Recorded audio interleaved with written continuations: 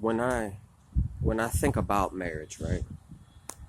And as single people, we, when you're younger and you really don't have any idea what marriage is about or what the reality of it, um, you fantasize a lot. Oh, it's gonna be like this, and it's gonna be like that, and the moment marriage doesn't uh, fit into that fantasy that we think about, we start becoming dissatisfied with that relationship because it doesn't line up with the fantasy that we have in our mind of what marriage we think should be or what it should not be. But one thing, and this is my opinion, uh, Lord Chaitanya believes that marriage should be fun. I mean, like, you have a helper, you have a companion, you have uh, someone to share in the gift of life that God has given to you. Um, Marriage should be fun. You know what I mean? And so I woke up this morning in hard contemplative thought, which I usually am, thinking about things or fantasizing about things. Uh, and the whole concept of husband and wife, right, is from a biblical perspective and point of view, is the yoking of the male and the female together, the joining of the union of the two sexes of man, because a woman is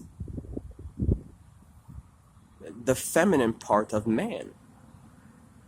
That's what a woman is. She is man. She's a part of who we are as a species, and a woman is man, just our positive our feminine side of mankind. The completion of a man. You know what I mean? It's like, God's crowning achievement, and then he's like, "Oh, here's your crown," and that's what Scripture calls a wife for a man is her crown or his crown. A woman, his wife, should be his crown, and so that's an interesting concept that we don't talk a lot scripturally speaking. And I'm gonna have to go back and try to see if I can find the actual scripture reference for that for you.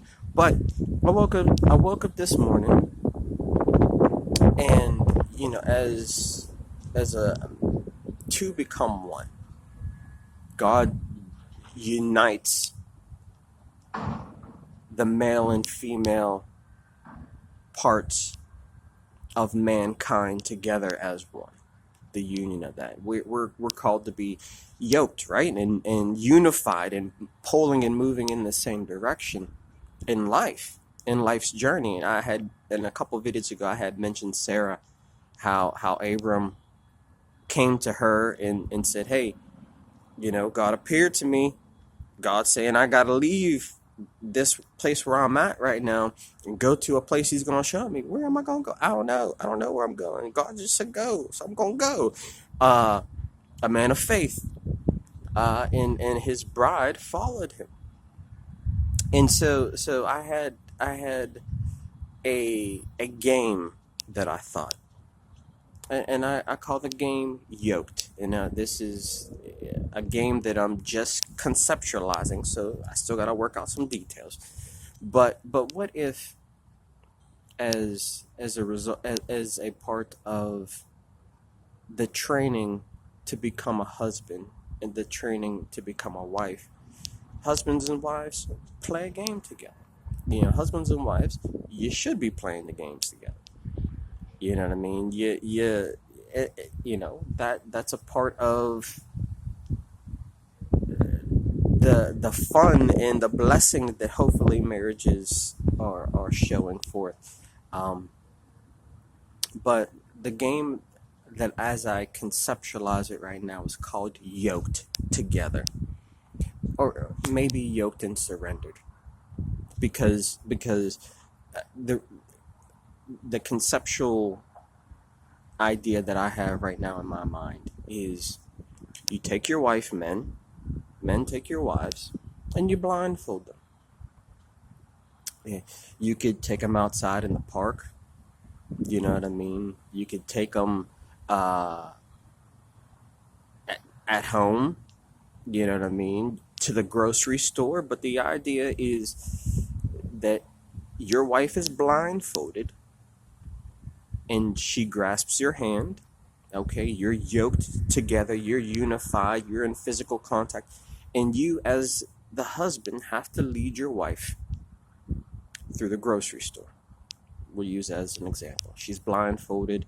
You can see, your eyes are open. Hopefully, you're not blindfolding yourself either.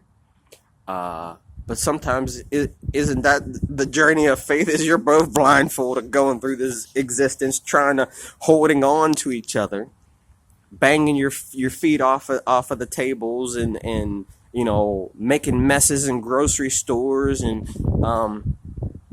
but you could do this yoked and surrendered, because as the man leads the woman, every step along the journey she has to submit, right?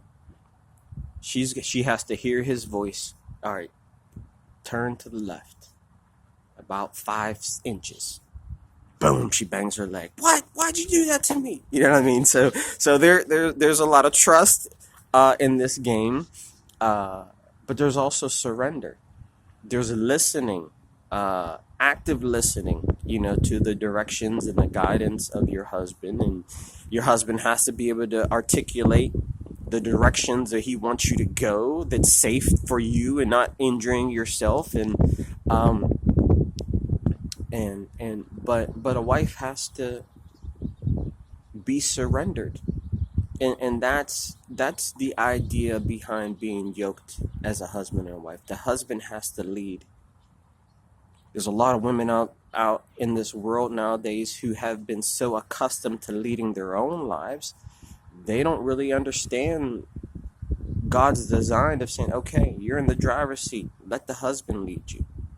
You know what I mean? And then there's a submission. You know what I mean? Will you submit to the direction that your husband is leading yourself and the family? And so, I just think, here at the Christian Singles Marriage School, schools should be fun. We should learn stuff in a fun way.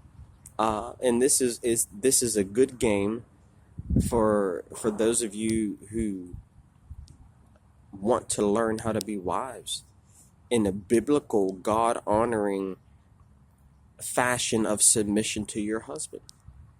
Will you follow? There's a lot of women out there of faith. Oh, I know all the Bible.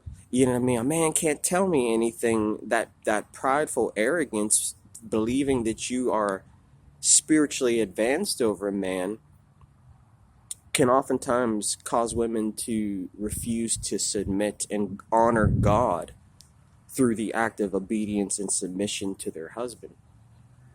And so it's a good idea to take your wife, and her duty is to follow and to surrender, to listen,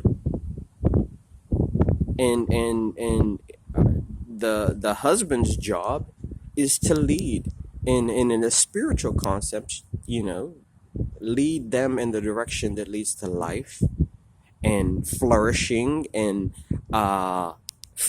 spiritual fruitfulness. These are the things that God requires for a man of God to do for his family. And so yoked and surrendered. Both of you surrendered to God, but yoked together in service to God.